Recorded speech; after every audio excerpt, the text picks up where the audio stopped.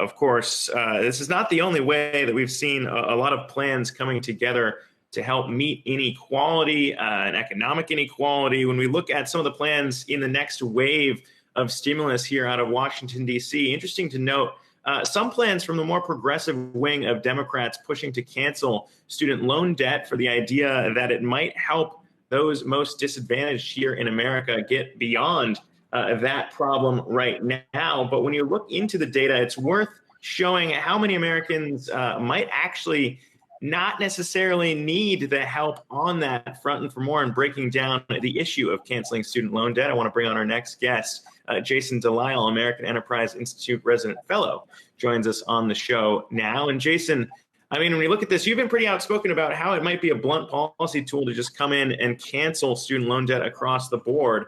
What does the data say about how the breakdown exists in the country today, and some of those maybe least advantaged Americans struggling with this? Yeah, I mean, it used to be 20, 30 years ago that if you were from a low-income family, you were more likely to take out a student loan than somebody from a high-income family. But the big shift we've seen for the last 20, 30 years is that high-income and low-income families are just as likely to take out a student loan. And the really big change is that the high-income families, when they do take out a student loan, they borrow twice as much as low-income families. So they're just as likely as low-income families to borrow, and they're taking out twice as much debt. And so, when you, and this is at the undergraduate level, the graduate school level is a whole other story. But when you're talking about forgiving debt, that's who the winners are going to be, are those who borrowed the most, and they tend to be from the highest income families.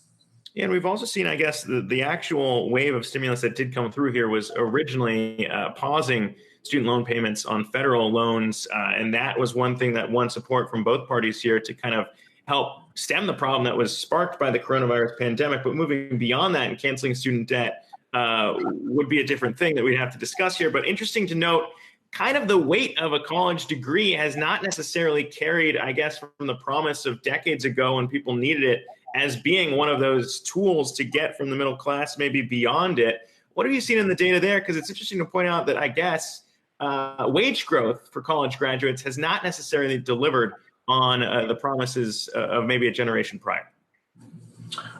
Yeah, I mean, but we're seeing people still borrow, but the debt levels, I just want to make sure people realize, the amount of debt we're talking about, for someone who finishes a bachelor's degree, if they borrow, remember, about a quarter to a third of people don't borrow at all.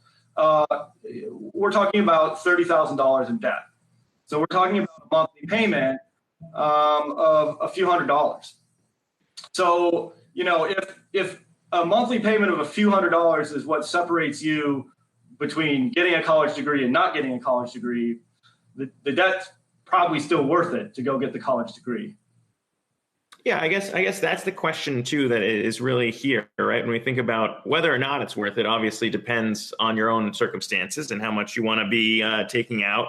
The questions of whether or not you'll ever pay that back obviously are different for everybody else. But interesting to see, this was from EPI, the look at who's benefited the most from that college degree.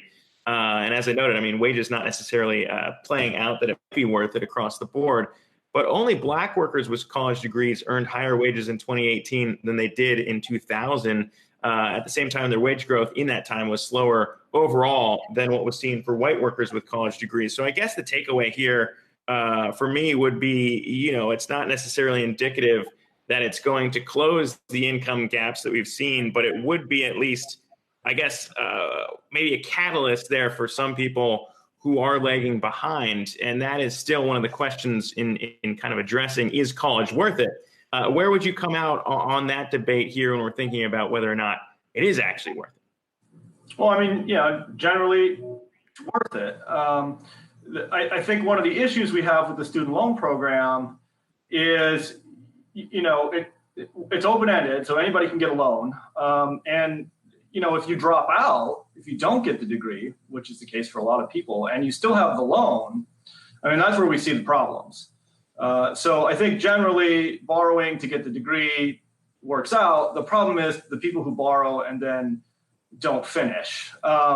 And that, at least in the loan data with respect to the loans, again, that's where we see the big problem. We see defaults and delinquencies. Folks aren't really excited about repaying a loan for 10 or 20 years when they finish the degree. And so, that might be an area where we want to look at reforms. Is it too easy to get a loan for institutions and pathways that lead to basically dropouts? Well, as I think you noted in the stats there, it may be easier for wealthier families to get the loan if you have the means, to pay for it and everything that comes along with that. But if it's not going to be the best way forward to just blanket cancel student debt, what do you think would be one way that politicians could come together to address that problem that you're describing of those people who might not graduate, or even those who do graduate, but now graduating into the worst job market we've seen in decades, that they won't get a job and be stuck with all of this debt themselves? Yeah. Well, there's actually a program that already exists. If you take out a federal student loan and 90% of the debt is issued by the government, you can make payments based on a small share of your income. And so, no matter how much you borrow and no matter what the interest rate is. So if you need some extra time to sort of get on your feet and get through this soft job market, those benefits are there. It's called income-based repayment. And it's available to anybody who uses a federal student loan. So that already exists. And so this is why I have such a problem with sort of just blanket forgiving all the student debt, is that most of the debt is actually pretty good debt. To our earlier points is, people have the means to pay. They are paying. I haven't mentioned this stat yet, but somewhere around 40 to 50% of the outstanding debt didn't even pay for college. It paid for graduate degrees.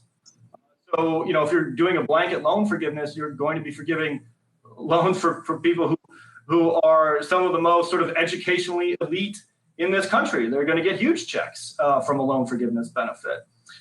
So I think we've kind of we're on the right track with programs in place for people who are temporarily struggling, which means we don't need sort of these blunt solutions like forgiving all debt. Now, I'll say that, the income-based repayment program, there are some fixes, people who are frustrated with it, et cetera.